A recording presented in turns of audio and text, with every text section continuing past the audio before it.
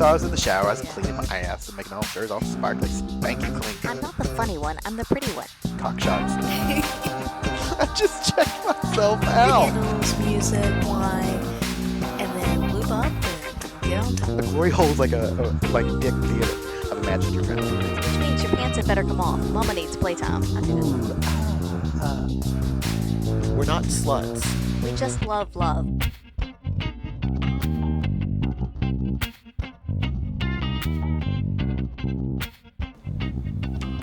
Hello, this is Mrs. Atom. And this is Mr. Adam. You're listening to us here on By the By. Yep. Oh, yeah. You're taking this one. Yeah, I am. I'm going to take her all night long. What are we talking? Oh, ooh, I'm excited for this. This is going to be a good one. So we not too long ago, we went on holiday to the States. And while in the States, we went to New York City. New York City! And so we're going to talk about our trip in New York. We did a lot of shopping. Yes. A lot of shopping. And we'll talk about some of that. And then we visited a couple of clubs. Yes. So yeah, it's going to be awesome. Where do you want to start? Do you want to do it in order? Let's start with the shopping and end with the clubs. Okay. So first of all, though, we were only in New York for 4 days. Yes. So 3 nights, 4 days. That was all. So it was a very quick trip. Yeah, it was kind of a whirlwind. Yes. In that time as well, no, it was 4 nights, wasn't it? Because we got there Wednesday night and left Sunday. You're right. So we got there Wednesday night, left Sunday. We saw 5 Broadway shows, 4 musicals, and a play. Anybody who's interested in that kind of stuff, message us. We'll talk to you all about it and tell you what we saw and what we thought. But this is not the forum for that. No.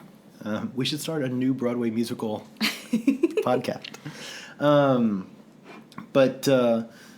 So one of the shopping days, we just started walking down towards, I don't know. We went from Midtown to downtown, basically. Yeah, lower Manhattan. Yeah. And on the lower west side of Manhattan, there was a shop called Purple Passion,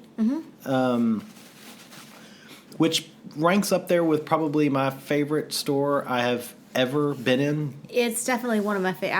I would tend to agree with that. We walked in and instantly started chatting to the lady behind the counter. I'm pretty sure she was an owner. If not, she had been there forever. She may have been a manager she was in charge. Or something. Yes, she was definitely in charge of the place. And was a very wonderful lady. She took all, we were carrying some stuff. She took all of our stuff, including our jackets, and said, I'll hold it behind the counter here for you. That way you're not bogged down while you're looking. They had, I can't even venture to say how much, but I would say 4 meters worth of latex for women. They had a lot of latex, and it was amazing. Yeah, so many different choices and color options, and it was one of those things where she was like, oh, if you want something specific, in a specific size and a specific color, we can have it made for you. And we were sort of like, oh, bummer, because we were not staying long enough to have something made for us. But going through, so we started with you, and it was kind of funny because one of the helper work ladies there, she was like, oh, do you want me to put some stuff in a dressing room for you? And you were like, yes, this, and this. And she goes, have you worn latex before? And you're taking your rings off and handing them to me and going, oh yes, I'm very familiar with latex. And she's like, awesome. And so we started talking to them, and she kept fetching stuff for you, and it was basically... She was very helpful. Yeah, she was amazing. The staff at this store were absolutely top-notch phenomenal. And they were really good about if I tried something on and, it maybe didn't fit quite exactly right. It wasn't like, oh, well, you know, it looks good, but they were like, nope, that's not right. And I mean, I can tell it, but for somebody who maybe wasn't sure, that's a good thing. Yeah, it was, because you want to look your best, and if you don't, you want someone to tell you you don't look your best. Yeah, and there was a couple times she was like, oh yeah, that's not fitting right, Yeah. or you need this. And Right. And she would, you know, if I needed a different size or a different style or whatever, she was incredibly helpful with that. And so one of the things we were looking for was we wanted something in red, because the Red Heaven event coming up, the theme is red. And so we wanted something that was sexy and red for you. And there was a few things that you tried on that were close, but they just But not weren't quite, yeah. there. And it was kind of a bummer on a couple of pieces. But you tried on, I don't know, I can't even remember. I'd say 12 to 15 different pieces. Easy. It was a lot. Yeah. And while you're doing that, you know, And some of them, it's also one of those things that some of them I knew the style probably wasn't great, but it's like, well, I'm going to try it just to see. because you never know. Yeah, because you never know. And so one of the things you tried on that you ended up getting, which I promise to post pictures when she wears it. But it's a chainmail top. And it's handmade chainmail. It's beautiful. Red and black links. I was going to say, but the black links, they're O-rings, aren't they? They're nitrile. Yeah, they're nitrile. Yeah. And the red links are metal. So it's got this great shiny shimmer to it, but also the black is kind of matte. Matte starkness. Oh yeah. my gosh, it's so hot on. I love it. So yeah, it's chainmail. It's awesome. And plus it's battle ready. I mean, it's not mithril, but you know, you'll be able to take it out a couple of orcs. Yeah, you will. So yeah, that was just awesome. And while you were doing that, I was kind of just wandering around the store. The nice lady was bringing you all kinds of stuff, and I kept poking my head in and saying, you know, taking a look at you and like, wow, that's hot, or nope, that's not. And in the end, I think you ended up with probably 4 pieces, a number of pieces. Yeah, 4 to 5. From there. And we should say the reason that we were doing the shopping thing is, as you might or might not, I don't know, imagine, the selection in the States is much vaster than the selection in Australia.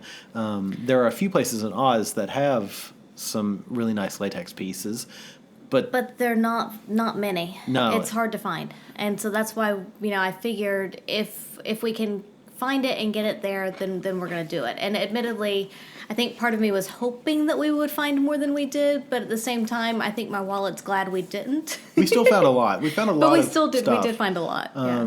We got quite a few for you. Yeah, I was very lucky. But yeah, and you know, really, dollar for dollar, it was also cheaper in the States. It was good, yeah. Even considering the exchange And rate. the quality was good, yeah. Yeah. So we got you some nice pieces. Everything from a really cute latex kilt. Mm-hmm, as a little skirt. Like a little black kilt, black skirt, but done in a kilt style. It's a pleated skirt, yeah. I know you got the little latex pasties. I have a black dress as well. Oh yeah, the black dress. Latex. It's not quite as formal as my other black latex dress, so you know I've got formal and informal now. I love it. You're like, yes, we're gonna have to figure out which is our wedding latex. But yeah, it was. You got a lot of really nice stuff, and as you wear it, I'll be kind and post pictures to Twitter. I'm sure folks will like that. I hope. But then we started, for me, looking, and although I started out a little slow, that snowball started picking up, and I was finding all kinds of badass stuff. They had a very large selection. I'm going to say very large selection for guys, because most places, you know, when it comes to fetish wear for guys, there's a little bit of leather, maybe some latex, but there's not a huge... It's harder to find things for boys than it is for girls, I think. And they had a good selection of both latex, they had some neoprene, they had PVC, they had a bit of leather as well. They had a variety of fabrics and styles, and it was really exciting to go through. I think we ended up with probably 3 or 4 outfits for you from there, which, again, to find something for a guy is a lot harder. And that's why anything that fit and looked good, I was like, we're buying it. Get it. Yeah. That was your mantra of the day. I would step out of the dressing room. You'd go, get it. And because it's so rare to find something for me. But I ended up with a really nice latex shirt that's black and red, and a latex collar as well, which I really like, like a choker collar, style collar. I got a pair of PVC pants. I got a pair of I got a neoprene with red zippers over the nipples, and then it's a sort of a sleeveless shirt that's piped in red. And then a red and black matching jockstrap for that, which matches your black and red zippered dress that you have, which is kind of awesome. It's kind of surprising to find something like that, yeah. But it was, it was really enjoyable. And I remember early on asking the ladies, I was like, is it okay if I walk around in my underwear in the store? Because I was taking pants off, I was putting pants on, and I would go and look for something else. And they all kind of looked at me and were like, no, whatever makes you comfortable. And I'm like, I'm not uncomfortable wandering around in my jocks. So I was running around doing that, and that was kind of funny. And it was interesting too, because that was our first stop for the day. Just admittedly, we'd looked some stores up online, but we didn't really know much about them. It just, when you're looking at your path from the hotel through the city, it literally was the first place on the path.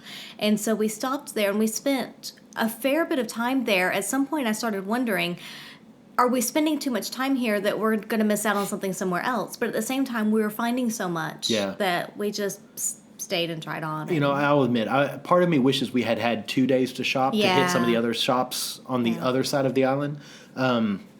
But because when we went in, I sort of expected 30 to 40 minutes per shop. And I think we were there for an hour and a half. Probably, 45 minutes, probably a piece, trying on stuff. Yeah. Because we weren't trying it on at the same time because we wanted to see each other and what we looked like. So we got a bunch of stuff from there. And they have toys and things too, but we were focusing on the clothing. So we left there. We purchased everything there. We left there. One of the things we also did, I should mention early, I guess that day, was we went to the Museum of Sex. Yes. We did that before we started shopping. Which is always fun. Museum of Sex is a blast. If you're in New York City, it's not big. They usually have 3 to 4 exhibits, but each exhibit has, pretty good floor space. One of them is a permanent exhibit, and I think the others change. I think so. Yeah. And the permanent exhibit is Sex in the Animal Kingdom. Sex in Nature, yeah. Yeah, and it's kind of amazing to see everything from asexual reproduction to, there's a really great article on a gay necrophilia in a mallard duck, which is, you heard that right, gay necrophilia in a mallard duck. So check that one out. But yeah, and it's kind of awesome. They had a history of sex toys, which was kind of cool to see things that I had seen when I was a kid in magazines. It was like, holy shit, that's awesome. That's in a museum now. I know, right? So that was fun. And then we ended up shopping around in their gift shop for longer than I expected because they had a lot of cool stuff. And we ended up coming home with 30 cum rags.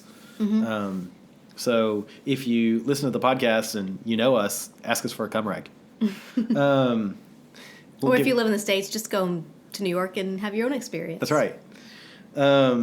So yeah, that was fun. And then after we left, we left the sex Museum of Sex, and then we went to Purple Passion, and then we went to the Leatherman, right? I think so. Yeah. So this is a leather goods store where I would say 80 to 85% of what's in there was made there. Absolutely awesome equipment. Yeah. I tried on a pair of leather pants. They were awesome. Were amazing. I just could not justify the cost because I had just bought a pair of leather pants at Saks. But these things look like they had been painted on me. You'll end up with them at some point. I'm sure I will. The next time, if we ever go, the next time we're in New York, I'll pick them up. But they had shirts and vests and jackets, and they had, that was all the upstairs. If you go downstairs, then they had harnesses and floggers and whips and paddles and just everything. All kinds of awesome stuff. So, of course, I tried on a couple of pieces. I ended up with a really nice zip-up leather vest. And then we were downstairs and trying on harnesses. And I've been wanting a harness for a while. I like stuff that's really different. I've been looking at one at Trinity Leather that we absolutely love. But it's a custom piece that we're trying to convince her to make another one. And we happen to be downstairs looking at Mr. Leather. You can always have more than one harness. It's always good to have more than one harness, yes. You need a backup, just in case. Yeah. And I tried on this really awesome harness that has chains. Yep, that's it. That has chains that go around the shoulders. Good, heavy, weighted chains. Yeah. Really weighty chains. And then they had the ladies. Which, by the way, was awesome carrying that in our luggage back. Oh, but, yeah. That added a kilo or 4.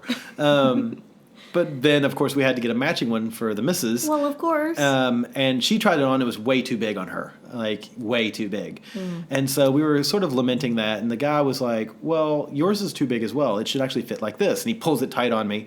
And he goes, but that's okay. They'll custom fit. The leather man will custom fit it for you. And we were like, and I made the comment of, well, that's great, but we're only here for one more day. I don't think there's enough time for that. And he was like, oh, no, it'll only take him 5 minutes. And it did. I think in 15 minutes, he sized both of ours to fit. And it's sort of, now we have 2 custom fit leather and chain harnesses. Yeah. And they're kind of badass. We'll put pictures up eventually of all of the stuff that we're talking about. Yeah, as we wear it. Yeah. We haven't done a fashion show at home, so. But I will say again, I asked the boys that were working there, I said, do you guys mind if I wander around in my underwear? And both of them looked at me and very, I'm not going to say lecherously or predatorily, but they were very happy for me to be wandering around in my underwear. You were objectified and encouraged to walk around in your underwear. It was kind of funny. I love being objectified at times. But yeah, they were like, the one guy, as he was fitting, he's like, this is what it should feel like. It's pulling it against me, and there's a little bit of that inappropriate rubbing on the chest. I'm like, that's all right, because you're kind of cute. I also thought it was funny that at one point when you were trying things on downstairs, there was one guy down there, and then the other one came down, and he was like, has he come out yet in his underwear? Yeah, exactly. And I was like, and the guy goes, no. And I went, yeah, I did. You were just paying attention to your phone. He goes, damn my phone. So, yeah, that was fun. So we left there and then went to the Pleasure Chest. Pleasure Chest. Yeah, Pleasure Chest. If you live in a city with a Pleasure Chest, go to the Pleasure Chest. New York, Manhattan Island has 2, one in Midtown, one in downtown. Yeah. It's the upper part of Midtown, but yeah. Midtown, it's near, it's 57th, 59th Street. Yeah, that's Midtown. Somewhere, yeah. And so there's one in LA. I think there's one in Chicago. I think there's one in Vegas. Anyway, fantastic shop. We got a couple of really nice toys there. Got a brand new low profile prostate massaging butt plug that's on a remote and has an app for your phone. It really is the butt plug to end all butt plugs. We'll do a full toy review. Now, with all the shit that we got, we have to do another whole toy story. Anyway. I can't wait to talk about Woody and your buzz. Anyway. So that was a great experience. I was very impressed with the guy that worked with us. And again, I was going to say, the staff was extremely helpful. They were very knowledgeable about their products. When we started asking about one thing, and he was like, oh, no, what you want is this. And then he kind of went to where it should have been. And he's like, oh, we don't have one out at the moment. Hold on, let me go get one. And he went downstairs and got one. And just incredibly helpful, knowledgeable staff. Yeah. And that can make the world of difference in a shop. I agree completely. And it's one of those things that you should expect that from your sex toy store. Absolutely. If you're not getting that, you're not going to the right toy store. You want people that are knowledgeable, who know what they're talking about, ideally who have played with the toys. Yeah. And this guy had played with the toys. He actually had some of them on him, like jewelry. I mean, it was really cool and really welcoming. It was great, just all in all a great experience. Yeah. So we left there and then went to the Stonewall Inn, which has recently been made, I think, a national monument. It didn't have its sign out yet. But one of Obama's last big things that he did was convert the Stonewall Inn, which is where the birth of the LGBTQI movement started. I posted some pictures. We were actually there, ironically, on Inauguration Day. So that was kind of... It's a National Historic Landmark. Landmark, not monument. Landmark. Okay, thank you. National Historic Landmark. Really a great little bar. I mean, it's... It definitely one of those things that proves that big, amazing movements can start in very small, innocuous places. It just looks like a small pub. It's just a little pub, yeah. And you walk in, it's just, a nice bar, pool table, and a little back room. And not one of those back rooms. It's just a little back seating area. But it was nice. We went there and had a couple of drinks there. It was happy hour. It was kind of cool to see the clientele. We were happy. Yeah, we were happy because we were loaded down with toys and clothing. But yeah, it was all in all a fantastic shopping experience in New York. I'll jump ahead because we probably won't talk about L.A. in any other form or fashion, but we did do a little bit of shopping in L.A. at a place called the Stockroom. Again, they make a lot of their own leather gear, and latex. They have a company called Siren that makes their own latex. We didn't buy any latex from them. No, I tried some pieces on. Yeah. More because I know that they ship down here, so I wanted to make sure of sizing. Understand sizing. Yeah. But you did get a really nice bright red leather pencil skirt. That will probably go with the chainmail top. So that was a good experience there too. They happened to be having a rummage sale in their next door building. So if you walk in, imagine this wonderful.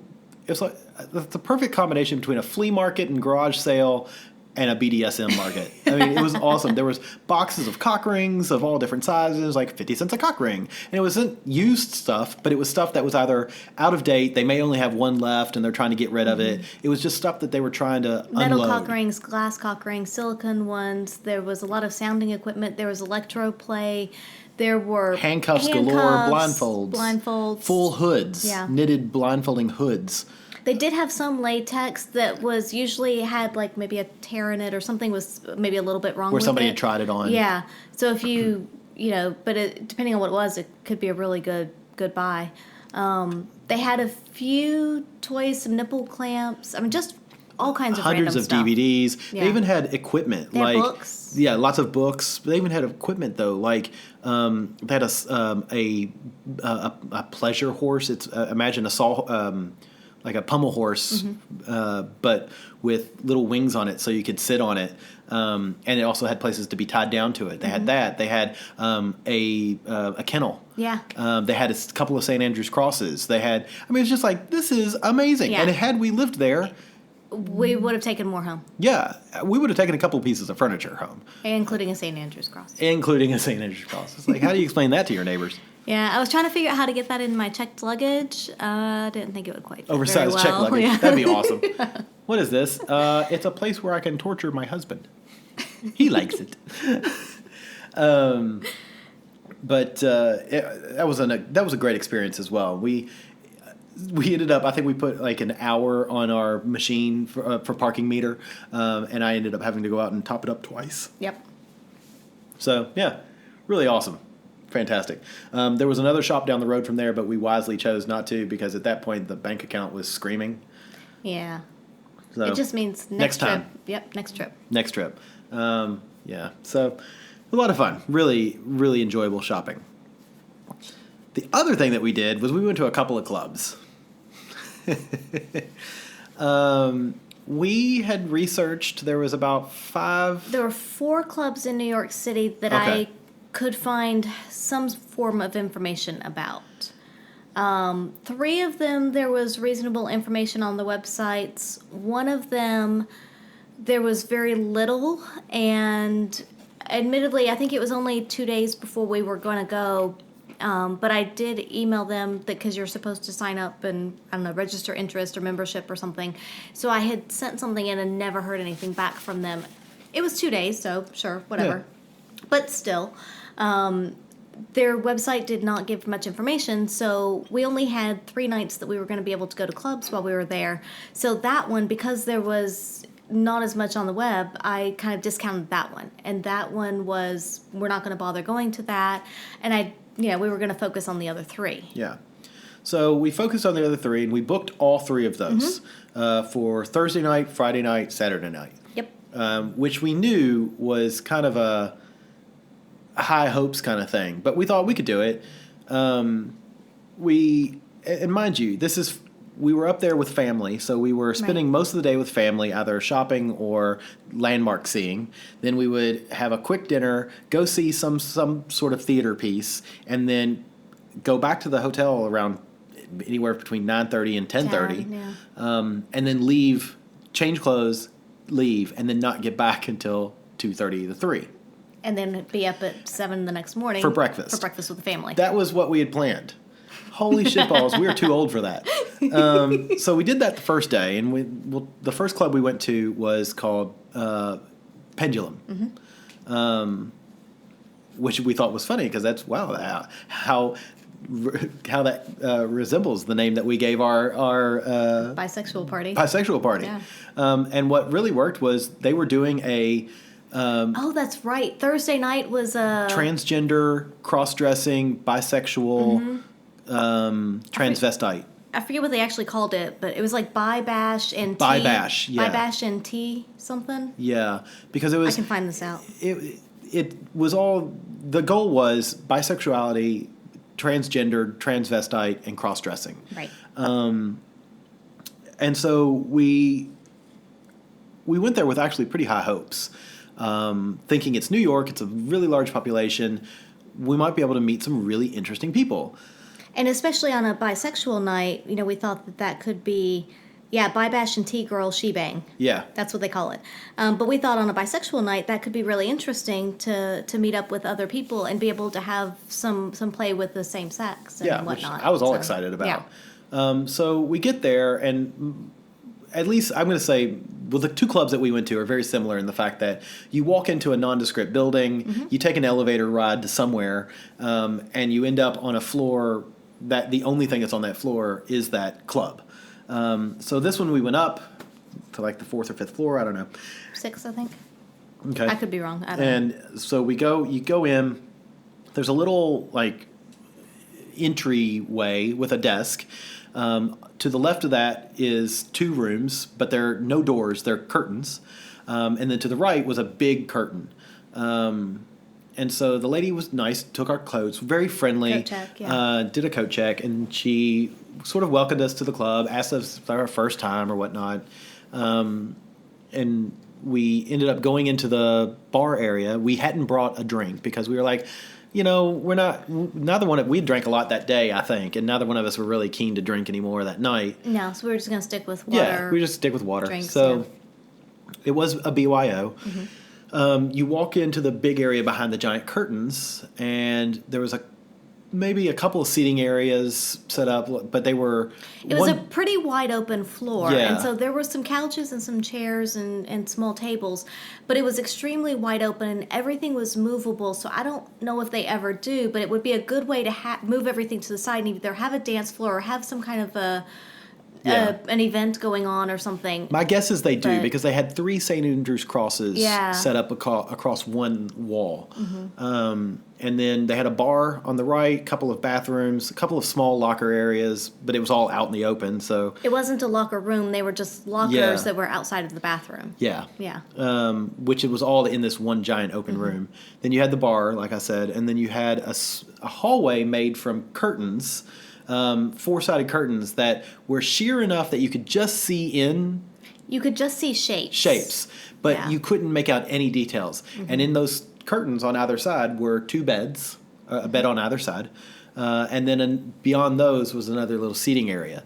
So things that I really liked about the layout of the club was the curtains. I think that's kind of a cool, where you're in this social area and people could clearly be having sex on those beds, and you would be able to see them and hear them, but you wouldn't be able to tell anything about it. They would be sort of this shadow puppetry kind of thing of what you're seeing. That was kind of cool. I did kind of like that because as opposed to having it walled off and completely separate, which is okay in some instances, but they had the other 2 rooms for that. Yes. But I liked having that a little bit of mystique, but at the same time, a little bit of voyeurism going on. It was. So, I really thought that was cool. I thought the bar was well set up because it was a big L bar, L-shaped bar, and it gave a lot of room for people to both line up and get drinks if it was crowded, but also, which it wasn't. We'll get to that. But to stand around and talk. It wasn't. You didn't feel like. There's this tiny little space that, I can't stand here and talk to somebody because I'm blocking someone else getting their drinks. There was a lot of room to do both in. And then the 2 playrooms were nice. They both had BDSM kind of equipment in them. One had the flogger and the paddle in it. Yeah. The other one had the pommel horse looking thing in it. And a massage table. And then both of them had small beds. Right. Pretty well set up. Not terribly balanced, I don't think, but not horrific. I mean, it was all right. The clientele wasn't what I was expecting. No. I think we brought the average age in that place down by about 10 years. Probably. I would have said the average age of everybody in there was late 40s, early to mid 50s. Yeah. There was a couple of folks in there that may have been pushing 60, which again, that's if you are well put together.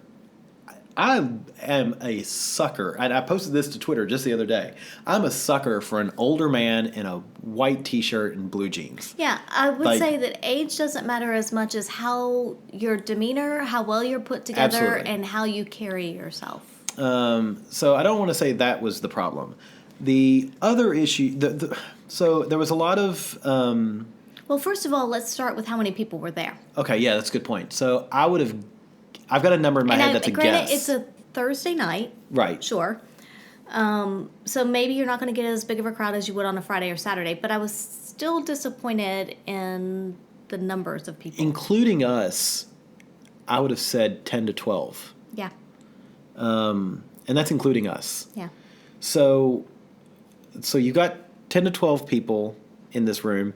One of them, and then as well, the hostess. A few staff, yeah. The hostess, who was a really nice lady. She was very nice, yeah. Very nice lady. And she was very, I would say, attentive in, if you need anything, Yes. are you having a good time? But She it was would check almost in to on the that. point of being like needy. Are you having a good time? What can we do to make you have a good time? Yeah. Are you going to start playing soon? Don't worry. She did ask us if we were going to start playing soon. Yeah, and things like, well, don't worry, we'll get the party started soon. The party will start soon. And anybody who knows us, which she doesn't, but anybody who knows us is like, we start our own party. We don't need something to happen, and we're not looking. When she started asking those questions, I had this vision of, at 11 o'clock when the bell strikes, everybody has to take their clothes off and start fucking right there. And there was not a lot of people I was terribly interested in. We have played with transgendered folks in the past. Yeah. And I've played with cross-dressers in the past. Mm-hmm. And a lot of fun. I find it really hot. It is. Yeah. It exists for some reason. It's just something that's really hot. Yeah.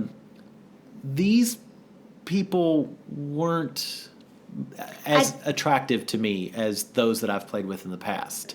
I would agree. And it was a combination of how well put together they were and a bit of their attitude. It wasn't age. No, and one person did come over and sit and talk to us for a bit. Yeah, and she was lovely. Yes, yeah, she was great conversation. Clearly not wanting to play with us, but just wanting to chit-chat. No, yeah. Heard our American accent and heard us talking about Australia. Right, and she had traveled around a bit in her past. And so, but yeah, it was really good conversation talking with her. But again, it was very clear that she wasn't really interested in playing with us. We weren't really attracted to her, so it was just good conversation, which was great. Yeah. We were approached at the bar by this guy who the word I'm going to use is lecherous. Yeah.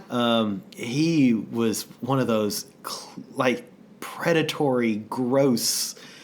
Like He was creepy. He wouldn't even open his eyes all the way, so he had those kind of sleepy, sleazy eyes. I would have said almost high or something. Yeah, But he wasn't. But I don't think he No. was. I just think that's how he. Yeah. It was. Ugh. Yeah, and it was clear he didn't care about our names. He was only interested in when we were going to get naked. Yeah. And we made it very clear that it wasn't going to happen soon. And then another fellow was at the bar, a British fellow, and he ended up talking to us. He was like, it was very... Well, it was funny because he came up and started talking to us, and he was a very good conversationalist. And so we kind of started talking to him, and there were some jokes going back and forth. And so then the other kind of creepy, lecherous guy, I think at least Mr. Adam and I were still trying to include him in things. It was still kind of like, okay, the four of us are standing up at the bar, we're all going to talk. Right. But he did not insert himself at all into the conversation and then very quickly cut himself off and walked away. Yeah, he didn't want to talk. No, he didn't want to talk. That was not on his agenda. And so we ended up talking to the British guy for a while. Yeah. Which that itself was kind of weird in that he was... So apparently one of his, air quotes, friends told him about this place and told him that he really needed to go. And so he was trying to figure out if they were being sarcastic now, looking back on it, or if they were serious. Because he was like, either way, I'm sort of concerned about my friendship. Which was funny, and he was clearly uncomfortable. I don't think he'd ever done anything like this before. I don't think he'd ever been to a swingers club. Didn't realize it was bi night because he wasn't bisexual. No. But he was like, I was just about to leave and you two came in and you're normal and I'd like to talk to you guys. And we're like, all right, cool. So he actually said that. Yeah, that's exactly what he said. And so we talked to him for a little while. Little does he know we're not normal. Yeah, normal is only an average. Not knowing us, not knowing that, hell, we'll play in front of anybody. It doesn't matter, what you look like or smell like or whatever. We'll be, as long as it's you and me, we can put on a show. Mm-hmm. But so he leaves, and about the time that he left, a couple had come in, and they were both not beautiful, but comparatively, we were like, oh wow, these people look like a lot of fun to talk to. They were standing. They were attractive, very attractive. They were attractive people. They were standing up near the bar, and they stood up there for a bit, and we were kind of watching them because there weren't many other people to watch at that point. And so we were watching them, and I noticed, I caught her eye a couple times. And so finally I said to Mr. Adam, let's go up to the bar and say hi to them and talk to them. Before that, sorry, I'm going to backtrack just a bit, and I apologize, but we had a guy that sat down and talked to us as well who was a bit on the obnoxious scale because he kept insisting that we sounded Australian. Oh, right, yeah. I forgot about I don't remember where he's from. He was somewhere in Eastern Europe, but and had lived in the States for a very long time, but he insisted that we sounded Australian. And I know that all of our Australian listeners are cracking up right now. He's like, you guys, you sound Australian. You don't sound like you're from America. And I'm sure he probably thought we didn't sound like we were from America because we don't sound like we're from New York. Yes. But, yeah. It was like, dude, we don't have an Australian accent. You do. We don't. You do. Like, okay, you need to work on your flirting skills. I really think he thought he was flirting. I forgot about that. I blocked him out. Yeah, and it was one of those things you're like, dude, go away. And we said everything but go away to him. Yeah. And he was sort of delightfully socially inept. And so finally, the hostess came up and said something about the party starting. Oh, don't worry, the party's going to start soon. And he said something to her about, are you going to start it? And he basically propositioned her, and she was like, okay. And so they went into one of the rooms, and then... Not one of the rooms, but one of the little curtain areas. Yeah, one of the little curtain areas that was there by the bar. Yeah. And then somebody else ended up joining them, and they were in there, and you could hear the little spankings going along, and lots of little fun play in there. And it was just like, well, thank you, hostess lady, for saving us from Captain Awkward. Yeah.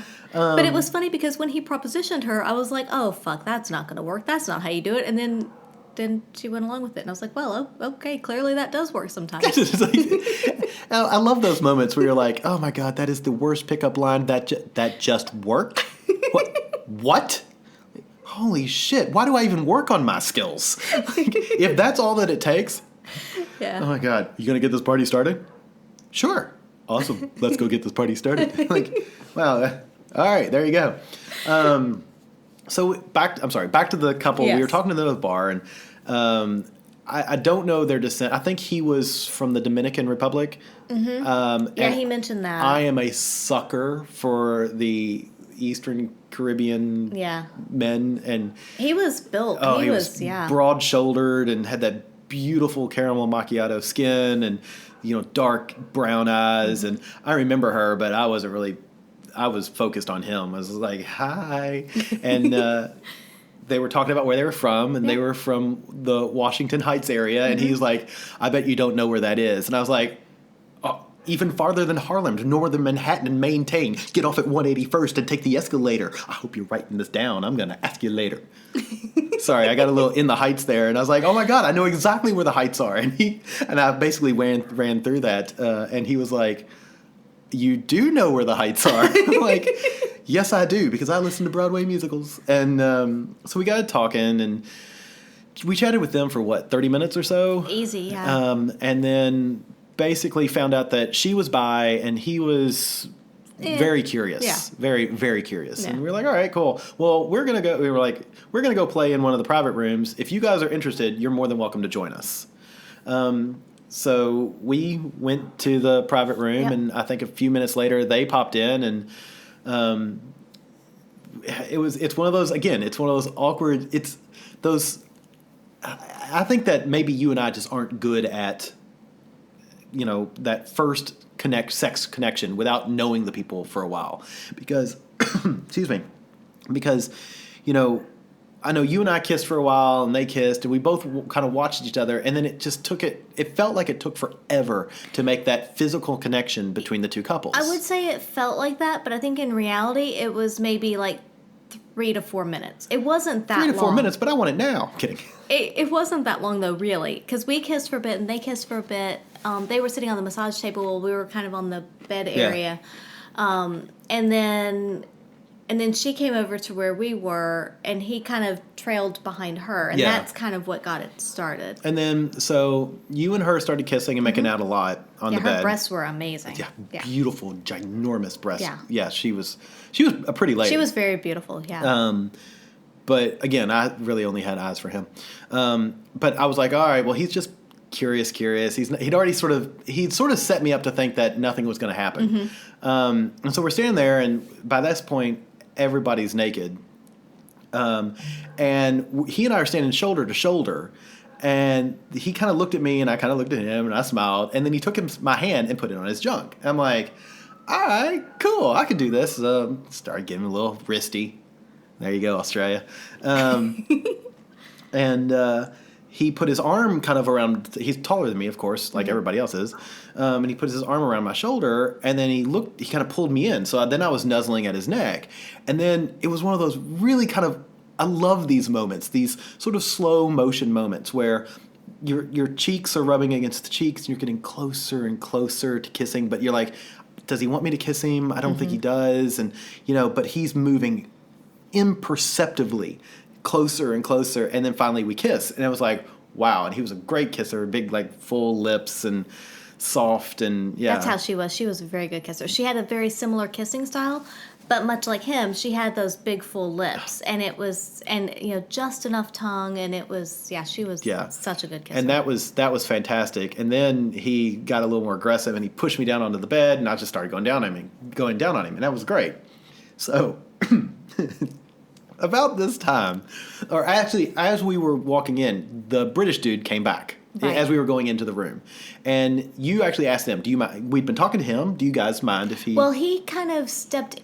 So as the This was before we ever started really playing with him. You and I were still kissing, and they were still Okay. kissing. So this was right at the very beginning. And he kind of pulled the curtain back and looked in and kind of stepped in as if like, hey, can I? Yeah. You know, he kind of had that look about him. But I knew that he hadn't even seen the other couple or talked to them at all because he left before they came. And so I asked them, I was like, you know, do you mind? But I don't want to just randomly say some person come join, you know, it'd be kind of weird. And so I was kind of like, well, this could be a little awkward. But I asked him, I was like, do you mind? And they were in their own little world and didn't really answer. So he got the hint and left. Yeah. And so he didn't stay in the room. And that's when, you know, a little bit later she came over and we all started playing. And then so because she and I were 69ing. Okay, I thought that they had said yes because at some point he came back. Maybe I didn't I don't think they actually said anything. There may have been some nodding or movements. I don't. Okay. Or maybe it was just there wasn't a clear no. That's right. Because before I started going down on in the Heights guy, the British guy was there basically naked, and the in the Heights guy kind of looked at him and said, you know, pointed to my hand, and it's like, do you want him? And the British guy was like, oh no, I don't go that way. And we were like, okay, cool, he's straight, so he's just watching the girls. Right. And so then I started going down on in the Heights, and I kind of looked at the British guy again because he's standing there with his junk hard right in my face, and he was like, oh no, thank you. It's very, very posh British. And so I was like, all right, cool. So I'm going down on the dude, and I don't know. The lady never really seemed interested in me. No, she was really only interested in me. And which I'm totally okay with because I was really only interested in him. Yeah. And I will say, one big critique of this club, which is on a bi night, there was no lube in the rooms. There was condoms. There were plenty of condoms. You're right. But there was no lube. You're right. And I was like, I would have totally like, hey, do you want to fuck me? But I'm looking around. I'm like, there's no lube. What the hell? You're right. And I don't remember seeing any in the bar area or anywhere else. I never saw any lube in that place. So major strike there, in my opinion. But so anyway, I think I was going down on him for probably 20, 25 minutes, and it was one of those you would pull him, bring him to the brink, and then back, and then bring him to the brink, and then back. And we were all having fun, and then the British guy tried to get me to go down on him, because at some point in the Heights guy, I'd gone down on him. Like he found the cock appeared in front of my mouth. I opened mouth, insert cock. Yeah, because I was going down on her for a bit. Okay, so maybe that was it. Yeah. But yeah, because at some point it was there, and I was like, oh yeah, this is good. And so I went down on him for a bit, and the British guy, of course, was watching all of this. And so then he kind of moved himself to be in front of me, and I tried to go down on him, but what did not happen the first time when we were originally talking to him, apparently somewhere in between, he went out and smoked before coming back. I didn't know he was a smoker. But he went and smoked, and not only was he a smoker, but he was then playing with himself with cigarette-y hands, and so his cock basically tasted like a big cigarette. It was just, it's not even like there's a whiff of cigarette around you. That, okay, I can deal with.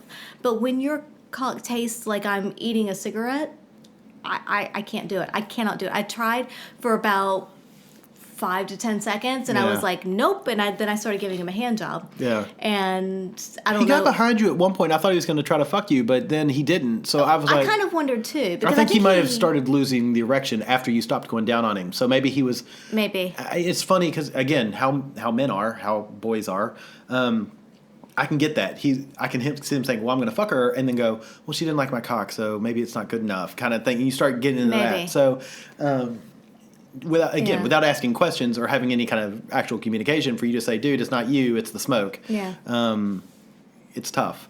But because after that, like when he kind of took a step back, then I went back to her. Yeah. Because she and I were much more focused on each other. Yeah. And so at that point, he's playing with himself off and on, and he finally comes up, and I think you were going down on in the Heights guy, and the British guy comes up and looks at me, and with these big British puppy dog eyes goes, what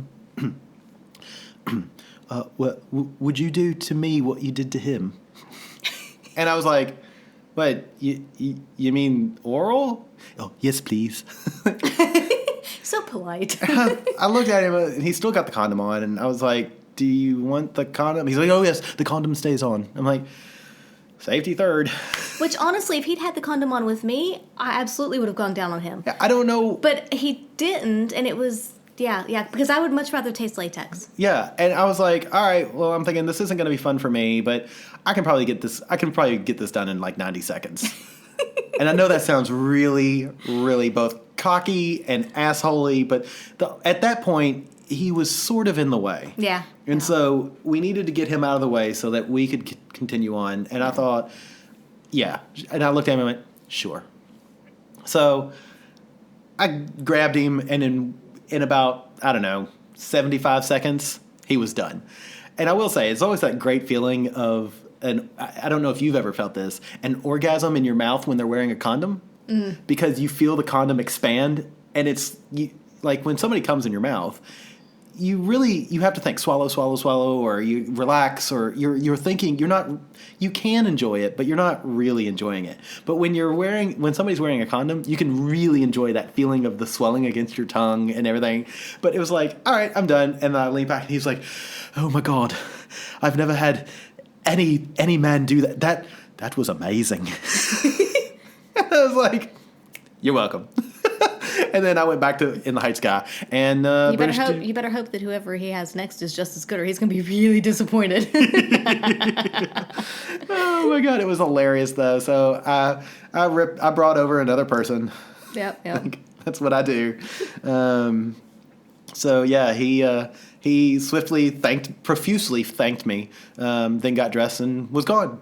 Yeah, and it's a bit of a shame because he was really cute. He was a sweet guy, too. He was cute. He was sweet. It was just the fact that his cock tasted like a cigarette. I just couldn't get over that. Yeah, so, yeah. And basically, we finished with the other couple. Yeah. You and I, it was kind of fun because I was behind you, he was behind her, and you guys were sort of face to face, and that was a fun watching us come. It was fun. I liked that. Yeah. But then we talked to them about other clubs, and they warned us away from one of the clubs because it was going to be an $150 cab ride one way. It was a lot further from where we were staying than we realized. Yeah, and it was one that we'd planned on going to, and they basically said it's going to be, a crazy stupid amount in cabs there and back. It's probably not the crowd you're interested in. You know, it's not going to be your scene. Don't bother. It's not worth the money. And then, which I have to appreciate. Yeah, the honesty. Yeah. And they had gone to a lot of the clubs. Yeah. So, and then they told us about one of the other clubs that we were looking at going to, and they were like, we don't think this is going to be your thing. You may like it, but it's not. We don't think it's exactly what you're looking for. But then they said the place where we think you should go is Checkmate. Right, and that was the one that I had dismissed because their website was not informative. It wasn't really up to date. If you clicked on an event, it didn't do what I thought it should do.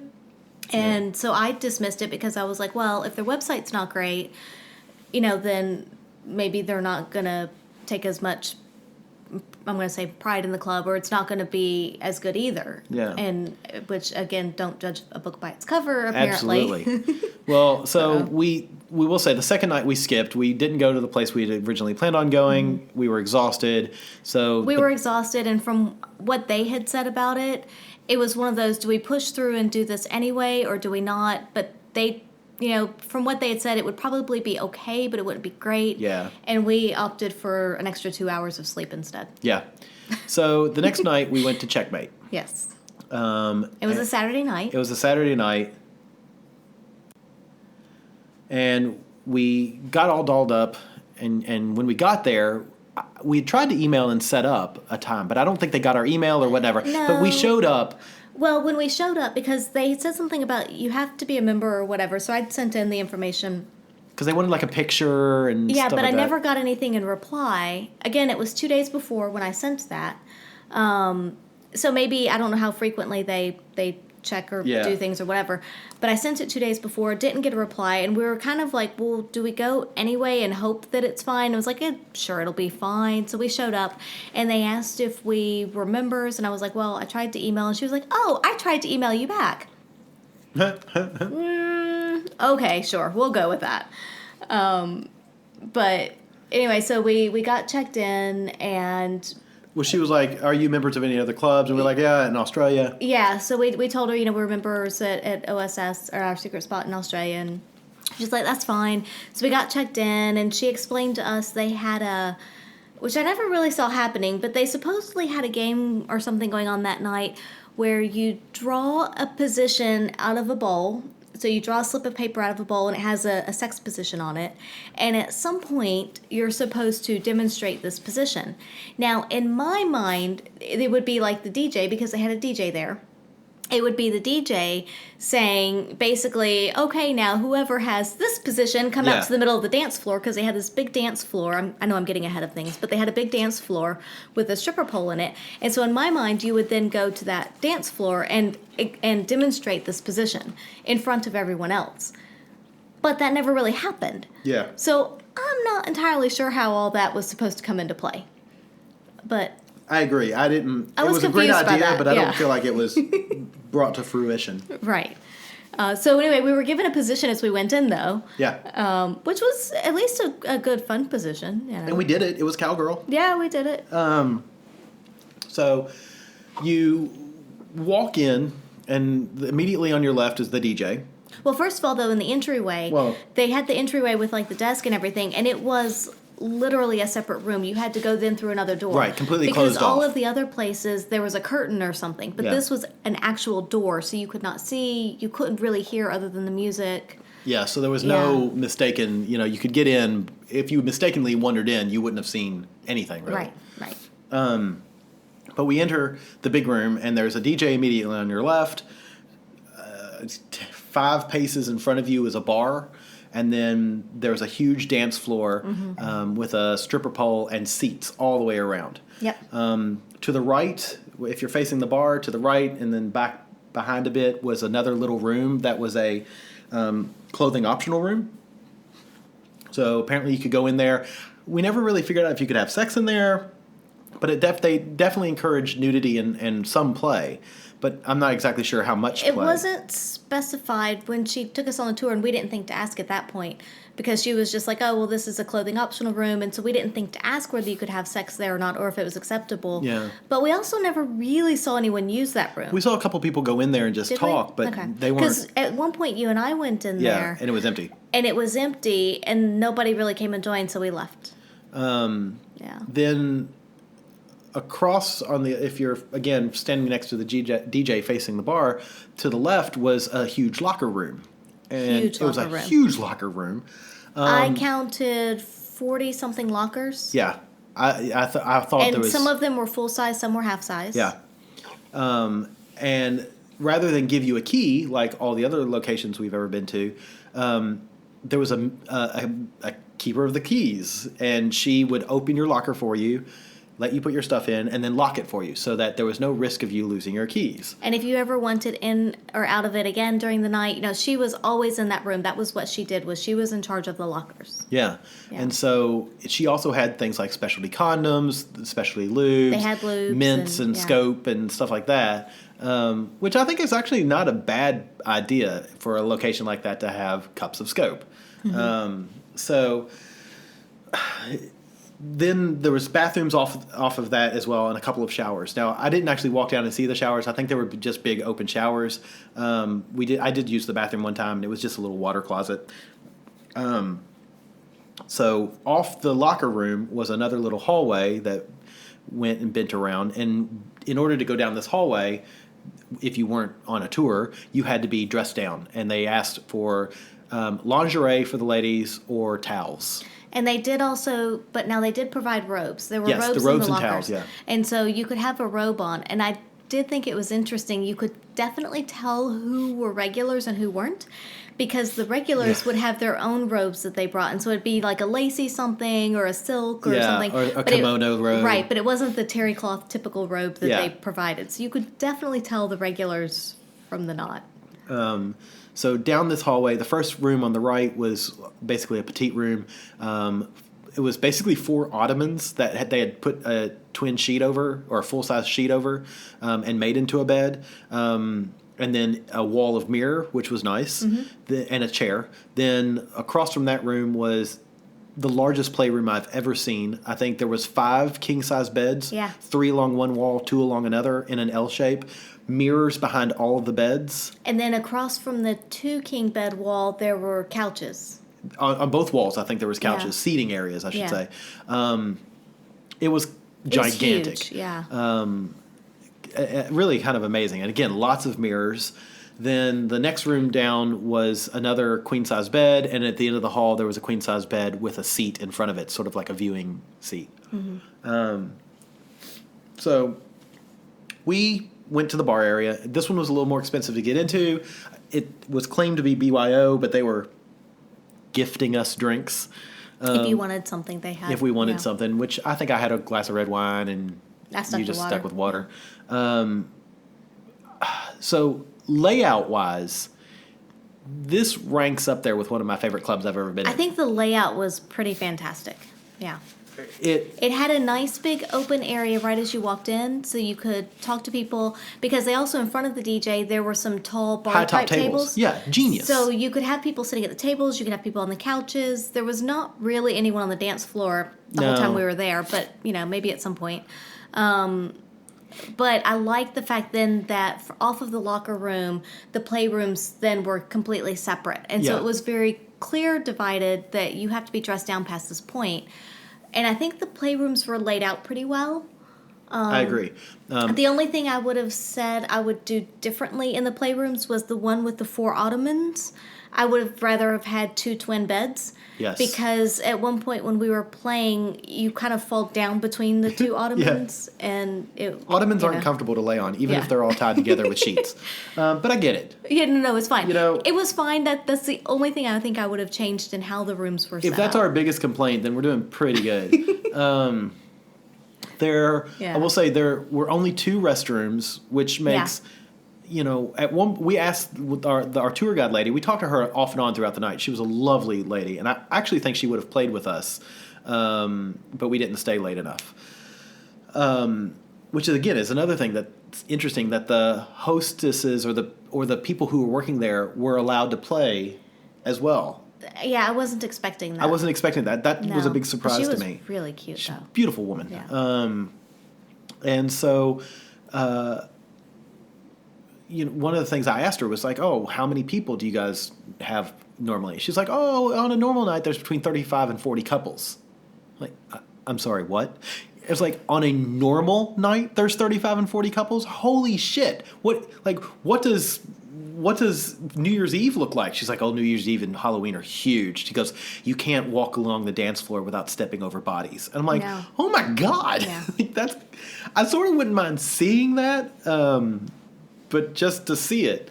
But so layout wise, absolutely love that club. Yeah. I thought that was so well done. I don't like having a keeper of the keys. I'd rather have my own key, like at Our Secret Spot. I will say that it got there was one time where we wanted to get into our locker, but she was busy with other people, and so we ended up having to wait a couple of minutes before we could get into our locker.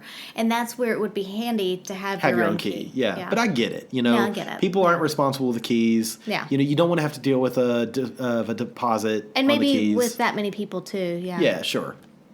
But my big negative on the whole thing was there was no communication. There was no talking. No. Everybody's sitting around this giant dance floor. Nobody's dancing. Everybody's sitting around, clearly in their own couples. And I will say that was the one thing, because the dance floor was big enough in the middle, if there had been dancing and whatnot, it would have been fine. But because there wasn't, it was this huge open space, basically like an abyss separating the couples. Yeah. And nobody was talking to anybody outside of their own couple, which it's just weird. So we sat there. I think we even tried to talk to one couple, and it was just like, okay, they weren't interested. You don't want to talk to us. No. Okay.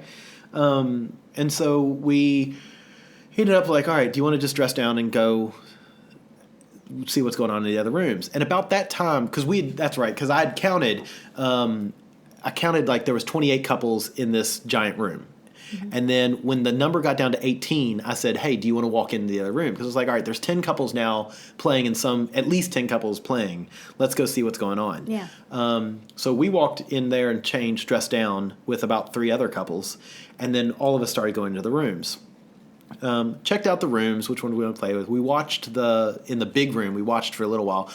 I would have played in there, but again, what is so weird about this is on each of the beds, couples were taking up a whole king size bed. I still don't even know how to do that. One couple, the entire bed. Yeah. One couple, the entire bed, but they weren't having sex. They were just laying there and lightly touching and watching. And I'm like, dude. Yeah, there was one couple in particular. In the corner. Yeah, I call him the Hugh Hefner couple because Yes. he was much older than her. And Oh my God, that's right. In the suit. Yes. And When I say suit, I just want to say it was a, I think baby blue and white pinstripe. I'm sorry, baby blue and white stripe, not pinstripe.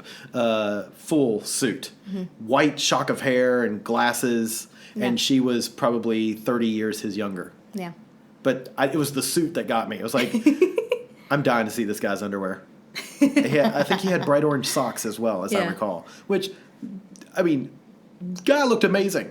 Not necessarily for a swingers club. He looked well put together. He looked very well put together for any other place other than a swingers club. Right. But yeah, so they were laying on one of the beds, taking up the entire bed. The two of them, he was stroking her, whatever, but they were just watching. And it's. I mean, I get it, but it's such a waste of space when there's people that can be playing there. And there was 3 of us standing in the doorway, sort of watching, and like, can we jump in somewhere? and you couldn't. No. There was 2 couples that were swapping, and they were taking up a bed. So at least the 2 of them were taking up a bed and a half. Yeah. But yeah, just like, what a waste of space. So I was a bit perturbed there. So we went into the little room. With the 4 ottomans. Yeah, with the 4 ottomans. And we got on there and started. And I do have to say that the way that the rooms were decorated was very tastefully done. It was very nice. The whole thing was tastefully done. Because like in the big area, they had fairy lights or little Christmas lights hanging around. I think they had like chiffon kind of swooping from scalloped around the ceiling. Yeah. So the whole place felt decadent. Yeah. Which, you know, for that kind of club, it can sometimes feel sleazy, but they managed to do it where it didn't feel sleazy. It felt decadent, and I really appreciated that. Yeah. Everywhere where the curtains were done, the curtains were hanging well, and everything felt clean. All the sheets looked clean. Yeah. So we went into the little room and started playing around a bit, and we were sitting on the bed, and you were sitting straddled me, and I'm sitting off the bed with my feet on the floor, and we're making out. And I noticed that, you know, one couple comes in, and they're on the bed now next to us, and there was 2 or 3 other couples kind of in the room. So we were trying to get into a different position, and you start to try to climb off of me, and I'm like, no, just hold on. And so I stood up. This is one of those moments I'm bragging a bit, folks. But I stood up, holding you, and just spun around and laid you down on the bed. I can do that because you weigh about as much as a sack of wet noodles. It's just so easy. But it was great because I heard one of the women in the doorway go, "Oh my God." He's a strapping young man. I know, it's just like, and I'm like, oh, that's funny, thanks. But at that, you know, from that point, it's very easy to stand up with extra weight, and you're hardly any weight. So, but I do get it. I mean, like, I'm picking you up and throwing you around. It does make me feel masculine and strong, but I'm neither. I wouldn't say that. But I was very pleased with that. You're not a weightlifter, you know. No. But, you know. But it was funny when because I did take my time spinning you around. Because I can hold you for a pretty long time, and then laid you down on the bed. But it was, oh, wow. And now her partner's like, shit, how do I do that? Yeah. Leverage, dude. It's all about knowing your center of gravity. So, and then, we played for a little while in there, and which, it was good. And don't mind having other people on the bed with us. My issue, again, is that the lady randomly starts pawing at your breasts. And she started suckling them as well. And starts sucking you without any talking. Right. There's no... And you put up with it, whereas if I had been you, I would have been like, no. Well, no, I didn't mind it. Even if I like something, you should ask before you do. I am curious if I had said no or motioned no in some way. I am curious as to how she would have taken it, because she may have taken it well, or she may not have. I don't know. Some people listen to that and some don't. But I really didn't mind her. She was fondling me for a bit, and she started kind of licking me, and I didn't mind it at all whatsoever. Yeah, but I think at one point I did.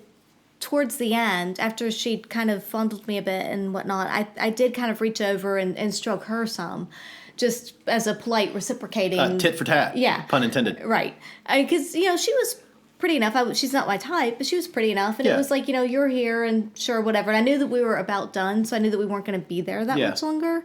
But it was a bit strange that there was no communication. Even like this past weekend at our secret spot, we were on the bed with another couple next to us. We'd not had didn't know their names, hadn't talked to them whatsoever. And he starts stroking my leg, and his partner was like, "Is that okay?" Yeah. There was no, "Is that okay?" There was nothing. It was just a very much a... So you say it was okay, and that's fine. But had it been him instead of her, would you have thought differently? No, I wouldn't have minded because of the way the stroking was. It was a very light stroking. It wasn't aggressive. It was kind of a bit of an introductory. I think if I had said no, she probably would have backed off. Okay. But because I said no, then she went to the licking and sucking. Yeah. Or because I didn't say no. What did I say? Yeah. I don't know. Yeah, because you didn't say anything. Right. She took that as an open invitation to move forward. But it was still different for us in the fact that we're used to people saying, either communication beforehand or even at that moment saying, "Is this okay?" Yeah. And that's all it needs to be, is at that moment say... But I will say it wasn't just us, though. If you looked at all the other couples playing around, anytime there was couple-to-couple touching, swapping, playing, it just happened. There was no verbal communication. Part of me is like, oh, it's great, it was organic. But part of me is like, dude, communicate. Yeah. Like this lifestyle is built on healthy communication, and there was no healthy communication. But it's almost as if because you're there, it's then okay. That being there is consent enough. Yeah. I don't accept that. But that's what it felt like. I agree. Yeah. I agree. That's what it felt like. But I think that is... I don't know. That's a bad place.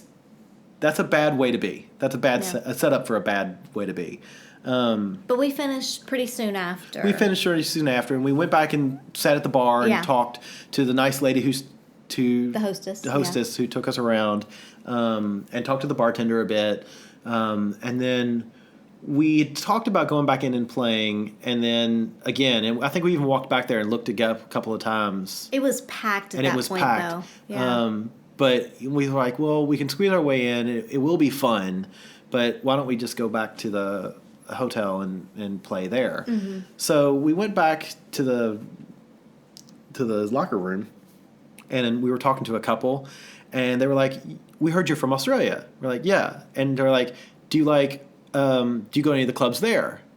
And then another couple goes, "Do you guys go to Our Secret Spot or Couples Club?" And we kind of, it was one of those, what? And, how do you know the names? And she was like, "Oh, we're from Sydney." Yeah. I'm like, "You've got to be kidding me."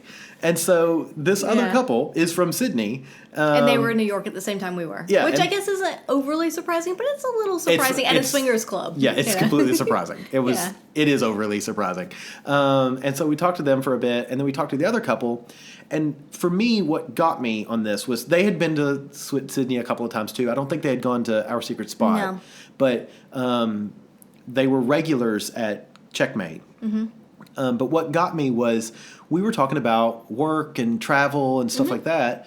And the lady even said, "Oh, I can't believe we're sitting having this kind of conversation at a swingers club." And I thought to myself, okay, it's not just the club, it's the clientele.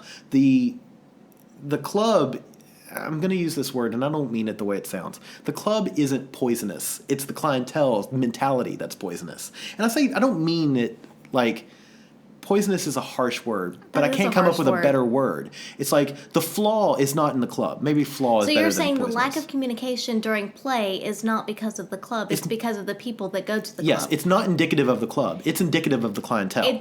So you're saying you think it's because the people don't want it? Yeah. Okay. They're not interested in it. She Okay. was clearly not interested in our conversation. She only she wanted had someone talked to to us play with. 2 or 3 times before Yeah. and was trying to, because I remember at one point she was the one that made us draw another Yep. sexual position. Yep. And then sort of was like, do you want to go back and show us what it looks like? And we were like, no.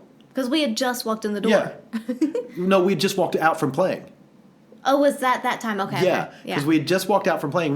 Because we both went, well, we did our position. She goes, well, I didn't see it. And she goes, you got to draw another one. So we drew another one. She's like, do you want to show us? We're like, no, we just left back there. We're going to go to the bar now. But, it's one of those things that it's their sort of mentality that you're only here for sex. We don't want a conversation. We're not looking for any kind of bond with you. You are just a human sex toy. And I wonder if that is a location thing, like people in So different. is it a question of New York? Right. Is it because of where the club is, the people that maybe live around there, or the people that visit there, or is it indicative more of just that person in particular? I don't know. That's a wonderful Yeah. question. I think about when we were going to the house in Raleigh. There was a lot of communication there. A lot of communication. I remember that one time we were in the master bedroom where that couple was like, may I do this? May I do this? Could I do this? And, we weren't looking to play with them, but at the same time when he was like, may I fondle your breasts? And you were like, sure. Yeah. It's like you asked so politely. Whereas here you don't have that. And I gotta be honest, that really puts a bad taste in my mouth. I was going to say, I'm much more likely to allow you to do something if you ask first Yeah. than if you just assume. Yeah. Yeah. And I think that is for me, that is a flaw in the clientele. No. I don't like it. But then how do you breed, the question then is how do you breed people that will kind of gear the club more that direction? So, I look at, and I know we talk about Our Secret Spot a lot, but it's our home base for clubs. But when they take people on a tour, they're very clear about what the expectations are. They set up the expectations right there. Fair enough. Yeah. And they even include things like, if you don't feel comfortable, come get any of us. Yeah. I've heard the law say, just talk to someone else. They'll get us. Mm-hmm. There's buttons in every room where you can call down and ask, if you're not comfortable, it's all about setting up that idea, that expectation that the club is going to be a safe, comfortable place. And I think that's how you do it. And, in both clubs, we never got that kind of talk. No, we didn't. You're right. They gave us tours, but they never told us what the rules are. That's true. And you could say that they knew that we were from another club, and that we knew the rules. But clearly the rules aren't the same, depending on which club That's you're fair at. enough. And I know that OSS's people, no matter what your experiences are, if it's your first time at the club, they go over the rules. So, I don't know. For me, that club was better than the other one. Oh, for sure. I actually quite enjoyed it. I would go back there in a heartbeat. The other thing that you failed to mention was because we left yes. about I think we left about 1:30 in the morning. Yeah, we did. But around the time we were leaving, and the hostess was trying to get us to stay, but we were exhausted. We had an early flight the next morning. We knew we had an early morning the next day. But she was basically like, "Oh, just stay. There'll be food and blah blah blah." And we were like, "Okay, yeah, sure, whatever, food." Yeah, food, right? And Yum. I think it was about 1:30 in the morning. Yeah. They brought out a feast.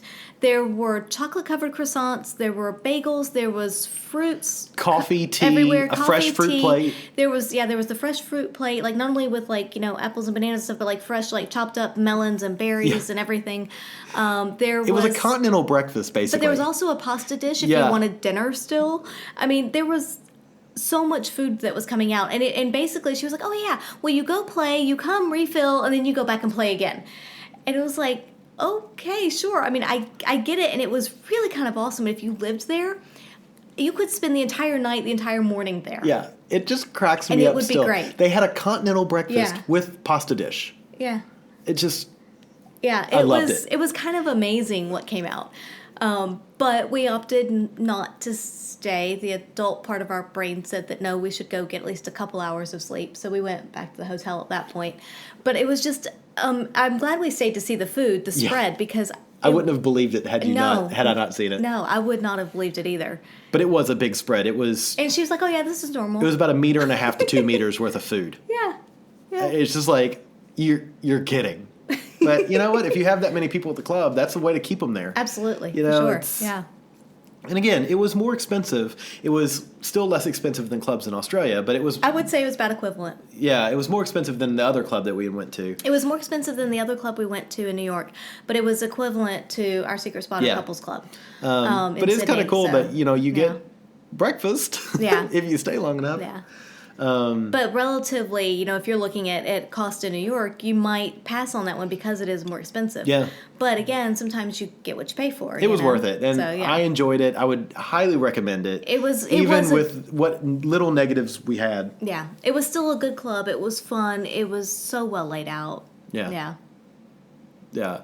So yeah, that's what we did in New York. That's what we did in New York. Those were our 2 club experiences and shopping. So yeah, do you want to do a question? Sure. All right, I got one. All right, so I found this one and I thought it was interesting. The brain is the body's largest sex organ. What happens in your head when you're doing it? And it is sex, by the way. It. Oh, okay. Not cousin it? Yeah, not cousin it. Okay. What is happening in my brain? Yeah. I'm actually excited to hear this. So most of the time, and there's always exceptions to everything, but most of the time I'm pretty focused on my partner. Mm-hmm. Usually I want them to have a good time, so I'm thinking to myself, what's working for them and what isn't, especially if we're kissing, and I'm a little less forgiving on kissing styles, so if your kissing style doesn't match up with mine, I try to pull you over to my side. The dark side. But, I'll give a little bit. But once we get to, oral, I try to read the person and see, is what I'm doing working or is it not? And if it's not, then let's move on to something else. So what about me? Because you know me. But even so, time to time is different. Sometimes you like things different than other times. Okay. Or at least you react differently to them. And so I try to mix it up as well. With you, you're a regular partner, of course, and so I try to mix it up and not always do the same thing. Granted, there's usuals we go back to. Yeah. But still try to throw in something a little different here and there. But once we actually, once we get to the penetrative sex part, I am just in my own little bubble. I'm in my own little world, and I'm focused on what feels good to me and how are you reacting to it. If at some point you seem as if you're bored with it, we're going to move on to a different position or do something different. Or if I feel like, I'm ready to change things up, then I'll go ahead and move.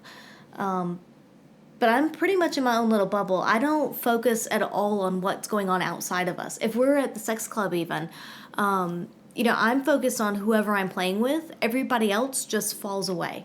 They can be right next to me on the bed. They do not exist. I just kind of go into my own little bubble of me and this person, and I'm focusing on them.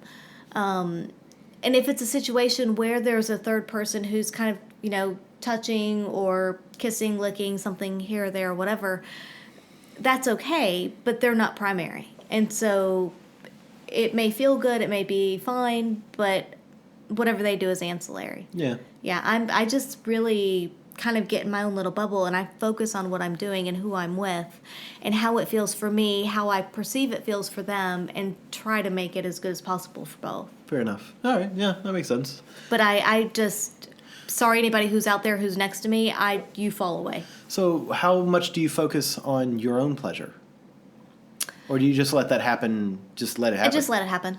Yeah, I don't focus on that because it's going to happen. So I love it. So confident.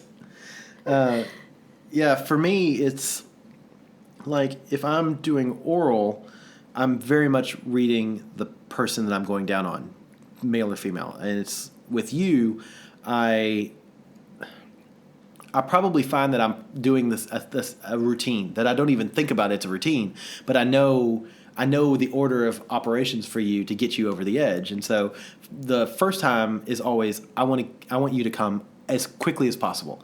So I'll focus on you and get you to come the first time, and then any subsequent time, I will take more time to enjoy it. So like the first time for oral, it's business. Like my goal is to get you to come. Once that's done, then I can enjoy it. And so the secondary, third, tertiary, quadrutiary times that you orgasm from oral, I'm much more enjoying it and kind of playing along with it. But it's funny because there are times that I've taken a pause and looked up at you while going down on you, and you're kind of looking around. I'm like, I wonder if she's focused on it. What is she thinking? What's going through her head? Meow, meow, meow, yeah. meow, meow, meow. I now believe that. But then once we start penetrative sex, or if you're going down on me, I am focused, like mentally, I am focused on my cock.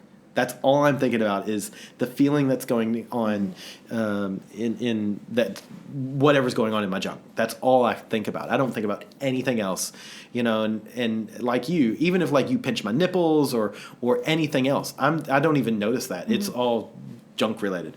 And then once it comes to penetrative sex, I'm back to focusing solely on you because I know like how to move to push your buttons from the inside, and I know that I can reach the buttons from the inside if I position my body just right. And recently I think that you and I have gotten into very slow sex. Like it's not what I think most typical people would consider sex because it's not a lot of thrusting. It's just I'm inside you and I'm slowly rubbing back and forth, and I'm not moving. I'm only. But moving, if you hit those spots, yeah, then, and I can tell that I'm hitting those spots, and Yeah. I'm only moving maybe a centimeter, and it's really good for me as well because I feel you clench around me, and it's like a hand job from the inside, and I'm focused on that. I'm focused on all right. I'm hitting your spots, and I'm not thinking about myself up until about 10 to 15 seconds before I come. And you can probably tell that because that's when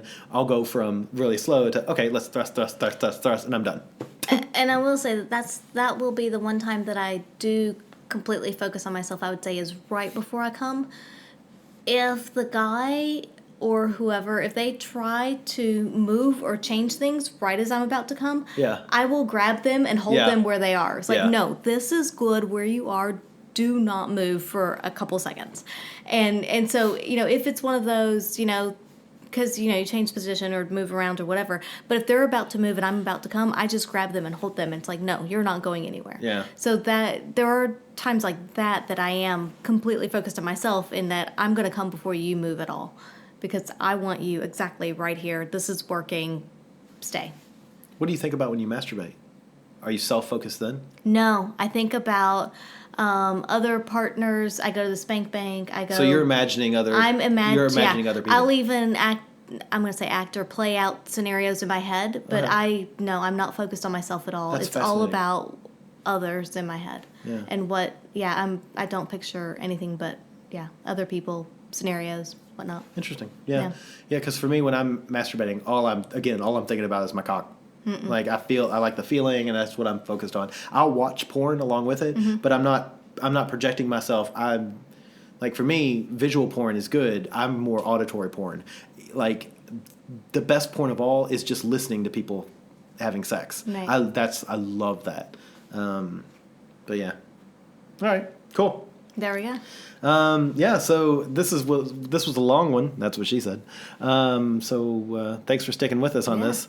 If you have your own questions, comments, rude remarks, you could email us. We are at theatomsoflove@gmail.com, or follow us on Twitter at By the By Podcast. You can message us on there.